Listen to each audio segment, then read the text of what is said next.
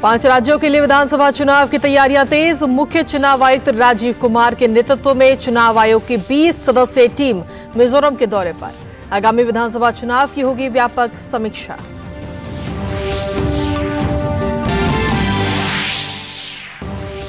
रक्षा मंत्री राजनाथ सिंह आज नई दिल्ली में केन्या के मंत्रिमंडल रक्षा सचिव के साथ करेंगे वार्ता। दोनों देशों के बीच रक्षा सहयोग को और मजबूत करने पर होगी चर्चा। दिल्ली में G20 शिखर सम्मेलन के लिए तैयारियां जोरों पर। नई दिल्ली पालिका परिषद के साथ ही कई एजेंसियां दिल्ली को सजाने संवारने में लगी।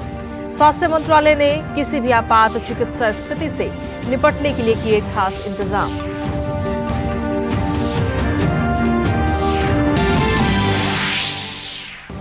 इस्लामाबाद हाई कोर्ट आज तोशाखाना भ्रष्टाचार मामले में पूर्व प्रधानमंत्री इमरान खान की सजा के खिलाफ दायर याचिका पर सुना सकती है फैसला। सत्र अदालत ने 3 साल की सुनाई थी सजा।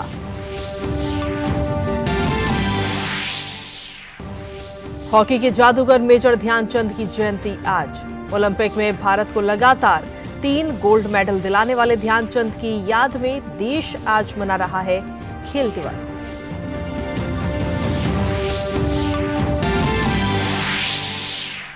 और आज है एकता और सांस्कृतिक समृद्धि का त्योहार ओणम। 10 दिन तक चलने वाले ओणम त्योहार के लिए केरल और तमिलनाडु के लोगों में खासा उत्साह। राष्ट्रपति और उपराष्ट्रपति ने दी बधाई।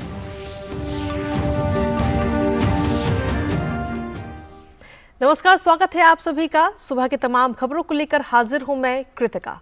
बुलेटिन की करेंगे शुरुआत। मध्य प्रदेश, छत्तीसगढ़, तेलंगाना, मिजोरम और राजस्थान में विधानसभा चुनाव के लिए तैयारियां जोरों पर हैं।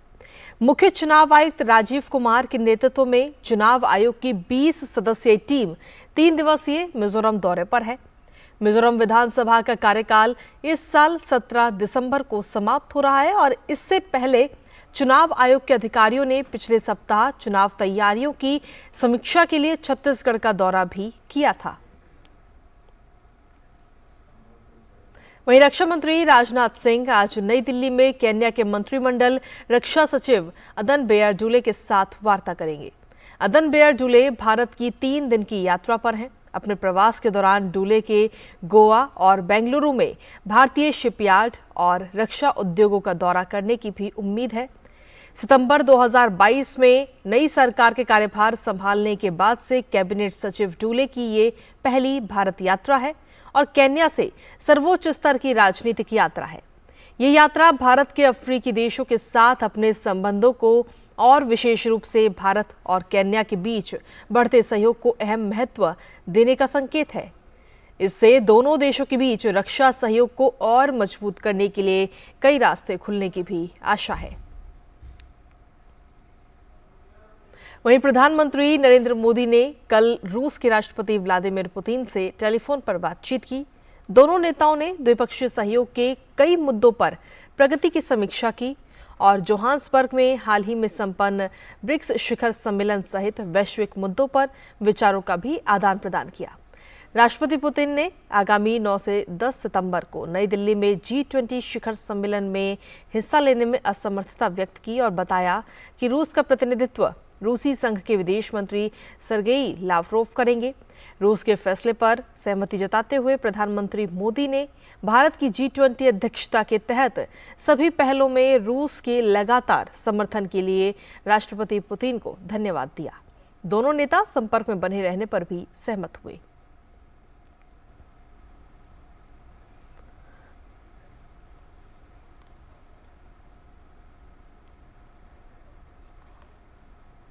वहीं अंतरिक्ष के क्षेत्र में भारत की एक और छलांग के साथ इसरो एक और नया इतिहास लिखने की ओर बढ़ रहा है। भारतीय अंतरिक्ष अनुसंधान संगठन यानी इसरो आगामी 2 सितंबर को सुबह 11:50 पर सूर्य के अध्ययन के लिए आदित्य L1 मिशन लॉन्च करेगा।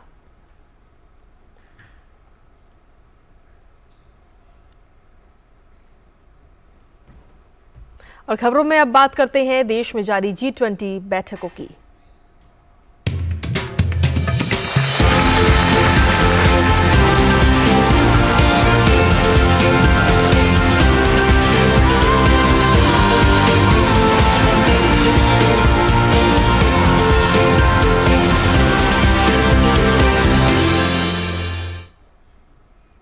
गुजरात के गांधीनगर में G20 मुख्य वैज्ञानिक सलाहकारों की दूसरी गोलमेज बैठक कल दस्तावेज और सारांश जारी होने के साथ संपन्न हो गई। इस बैठक में एक परिणाम दस्तावेज अपनाया गया और भारत ने 4 एजेंडा बिंदुओं पर आम सहमति बनाई। G20 CSA गोलमेज सम्मेलन भारत की G20 की मौजूदा अध्यक्षता के दौरान शुरू की गई एक नई पहल है। G20 CSAR ने वैश्विक विज्ञान और तकनीकी नीति के मुद्दों पर चर्चा करने के लिए एक प्रभावी संस्थागत व्यवस्था बनाने के उद्देश्य से G20 देशों और सरकारों के प्रमुखों के मुख्य वैज्ञानिक सलाहकारों को एक साथ लाया, जो बाद में एक प्रभावी और सुसंगत वैश्विक विज्ञान सलाह तंत्र में विकसित हो सकता है।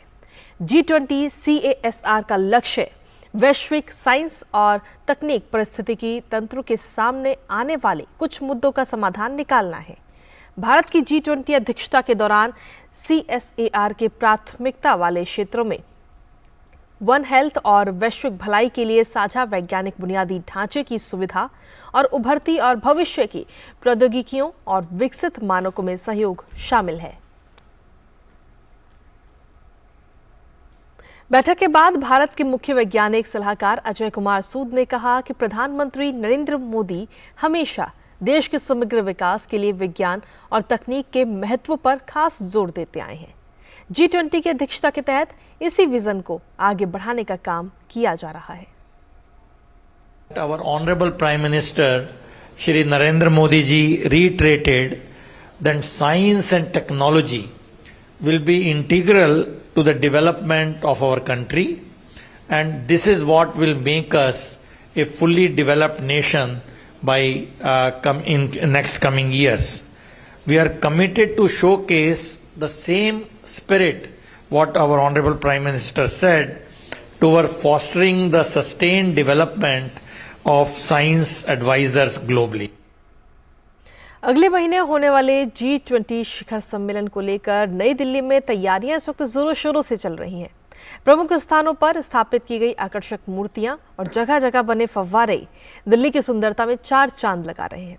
एयरपोर्ट से लेकर नई दिल्ली तक इन दिनों कैसी दिख रही है राजधानी दिल्ली, इसका जायजा लिया हमारे संवाददाता गिरीश निशाना ने। आपको दिखाते हैं उनकी ये खास रिपोर्ट।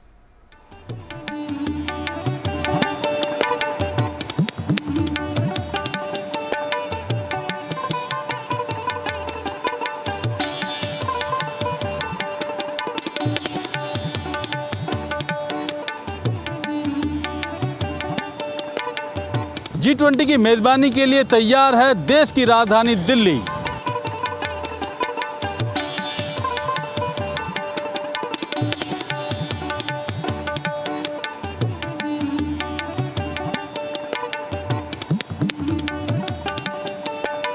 G20 शिखर सम्मेलन के दौरान जब विदेशी मेहमान भारत की सरजमीं पर कदम रखेंगे और एयरपोर्ट के बाहर जब वो निकलेंगे तो कुछ ऐसा ही नज़ारा उन्हें देखने को मिलेगा। जी हाँ, जगह जगह उनके स्वागत के लिए मूर्तियां स्थापित की गई हैं। आप मेरे पीछे यहाँ देख भी सकते हैं कि किस तरह का नज़ारा वो विदेशी मेहमान देख सकेंगे। G20 को लेकर देश की राजधानी दिल्ली को दुल्हन की तरह सजाया जा रहा है। इसके चलते जगह जगह सड़कों पर मूर्तियां भी स्थापित की गई हैं। पालम टेक्निकल के नज़दीक में कुछ जगहों पर फव्वारे लगाए गए हैं जो आने वाले मेहमानों का मन मोह लेंगे।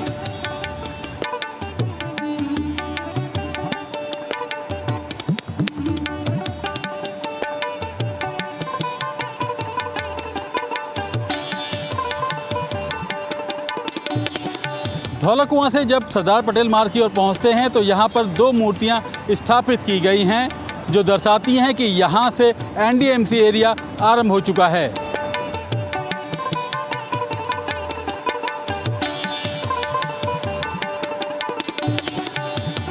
मदर टेरेसा क्रिसेंट रोड और सरदार पटेल मार्ग के जब तिराहे पर आप पहुँचते हैं तो यहाँ पर आपको मनमोहक फव्वारे दिखाई देंगे। साथ में दिखाई देगा यहाँ पर 11 मूर्ति। तो आप यहाँ देख सकते हैं किस तरह से 11 मूर्ति का नज़ारा है और यहाँ लगे फव्वारे इसकी सुंदरता में और भी 4 चांद लगा देते हैं।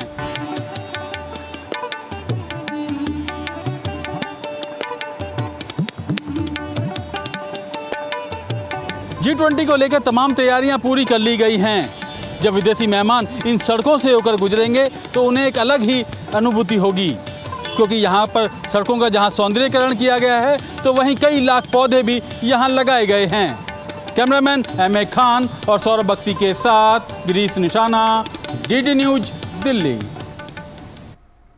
और चलिए खबरों में आगे बढ़ते हैं। स्वास्थ्य मंत्रालय ने नई दिल्ली में होने वाले G20 शिखर सम्मेलन को देखते हुए किसी भी चिकित्सा आपात स्थिति से निपटने के लिए विस्तृत व्यवस्था की है।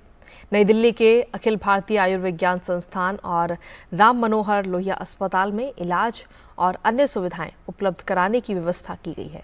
इसके अलावा चिकित्सा दल और 50 एम्बुलेंस प्रगति मैदान में G20 शिखर सम्मेलन के आयोजन स्थल और उन होटलों में तैनात की जाएंगी जहां विदेशी प्रतिनिधि ठहरेंगे। शिखर सम्मेलन स्थल पर गहन चिकित्सा कक्ष सुविधाएं भी स्थापित की जाएंगी।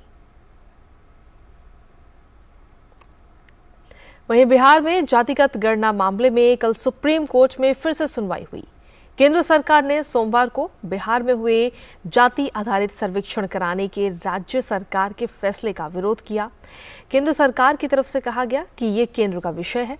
सुप्रीम कोर्ट के सामने एक संक्षिप्त हलफनामा दायर करते हुए गृह मंत्रालय ने कहा कि जनगणना एक संघ सूची का विषय है और केवल केंद्र ही 1948 अधिनियम की धारा 3 के तहत जनगणना कर सकता है।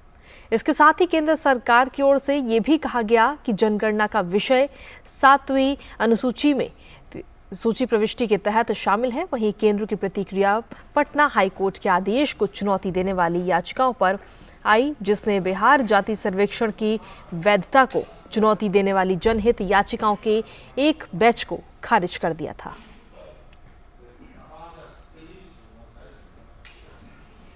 हमारे देश में ऐसे बहुत से सामान्य नागरिक हैं जो अपने दृढ़ विश्वास और कार्यों से समाज को रोशन कर रहे हैं, जिन्हें पद्म पुरस्कारों के माध्यम से देश भी पहचान दे रहा है।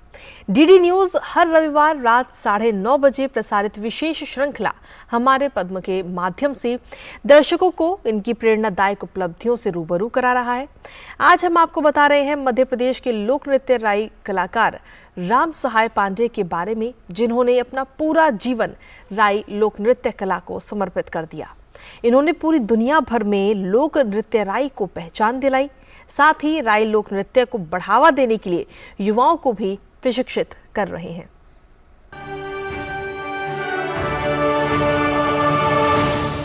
हमारे श्वास में रचता बसता है हमारा लोकगीत संगीत, और इस तरह के दर्शक दीर्घा जहाँ की तालियों की गड़गड़ाहट हमारे लोक कलाकारों को ये ऊर्जा देती है कि वो अपना पूरा जीवन ही इसको समर्पित कर देते हैं। लेकिन जरा सोचिए, किसी में इतना जुनून भी लोक नृत्य को लेकर हो सकता है कि वो अपना सर्वस्व ही इस पर न्यौछावर कर दे, समाज बहिष्कार कर दे, लेकिन वो लोक नृत्य को ना छोड़े। और ये जुनून दिखाया बुंदेलखंड के राम सहाय पांडे ने, जिन्होंने बेरिया समाज का राई लोक नृत्य सीखा, और न केवल सीखा बल्कि विदेशों तक भी इसे पहुंचाया। हिंदी फिल्मों में भी लोक नृत्य राई को प्रस्तुत किया, और इसीलिए आज वो कहलाते हैं राई लोक नृत्य के सम्राट।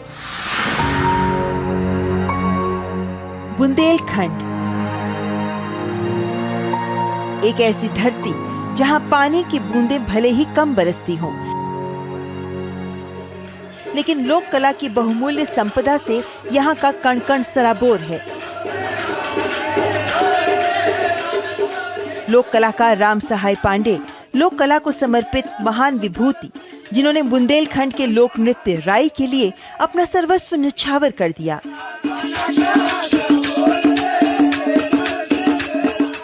जो आधुनिकता और व्यावसायिक दौर में धीरे धीरे अपनी पहचान खो रहा था, आज ये लोक नृत्य किसी परिचय का मोहताज नहीं है। मृदंग की थाप पर जब मंच पर राम सहाय पांडे जी के कदम थिरकते हैं तो बरसों पुरानी लोक कला के रंग हर ओर बिखर जाते हैं। आज अगर राई नृत्य बुंदेलखंड की सीमाओं को लांघकर विदेशों में अपनी पहचान बना चुका है, तो इसका श्रेय राम सहाय पांडे को जाता है। पद्मश्री मिलने से इतना समय बदल गया है कि जो आदमी हमारा ने छुआछूत कहते, वे आज जा कहने लगे कि तुमने इस देश का, मध्य प्रदेश का नाम ऊंचो कर दिया। क्योंकि राई पे आज तक कभी पद्मश्री नहीं मिला है। आज इतिहास है कि राई जो पैदे पर अपनी मिला है, तो आज आदमी इतने ज़्यादा खुश है कि राई पे और पद्मश्री मिल जाना बहुत बड़ी बात है। मैंने बचपन से राई खिलाने वो किया है और इस राई पे छुआछूत होती पे बहुत ज़्यादा।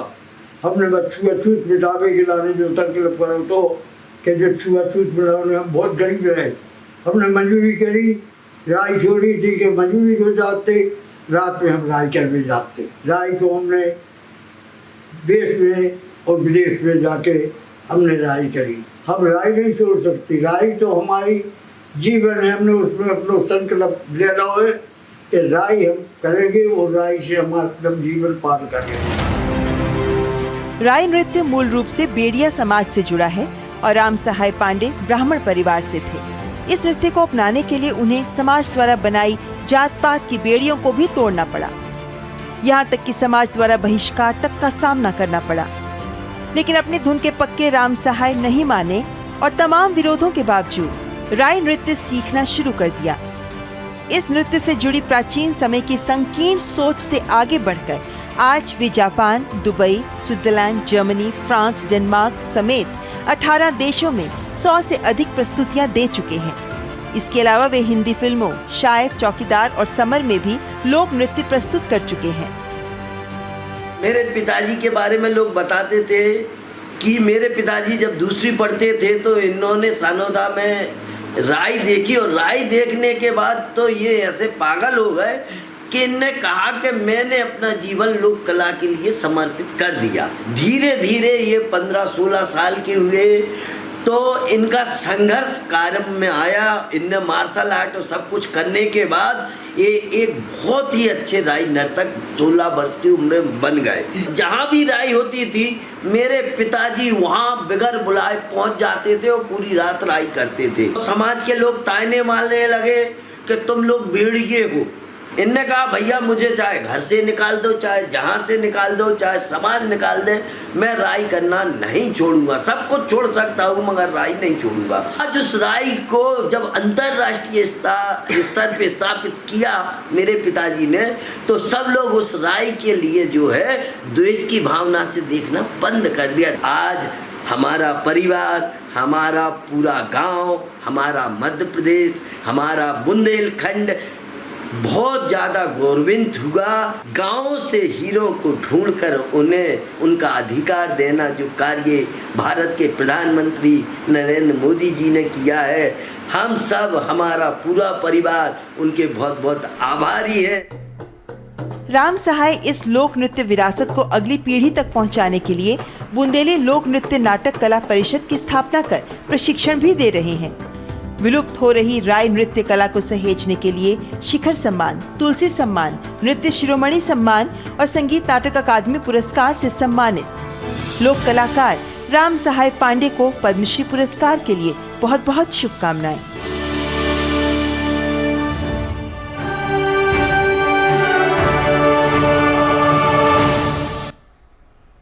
और इसी के साथ बुलेटिन में आगे बढ़ते हुए बात करते हैं पड़ोसी देश पाकिस्तान की, जहां पाकिस्तान के पूर्व प्रधानमंत्री इमरान खान की भ्रष्टाचार के मामले में सजा के खिलाफ अपील पर इस्लामाबाद उच्च न्यायालय आज अपना फैसला सुना सकता है। इस मामले में इमरान खान को 3 साल की सजा सुनाई गई थी, जिसके खिलाफ उन्होंने याचिका दायर कर सजा को निलंबित करने की मांग की गई थी और दलील दी थी कि बचाव का अधिकार दिए बिना ही उन्हें दोषी ठहराया गया है। और बुलेटिन में आगे बढ़ते हुए बात करते हैं खेलों की। दरअसल हॉकी का नाम सुनते ही जहन में मेजर ध्यानचंद की छवि सहज रूप से उभर कर आती है। फुटबॉल में पेले और क्रिकेट में जो स्थान ब्रैडमैन का है, वही स्थान हॉकी में ध्यानचंद का है।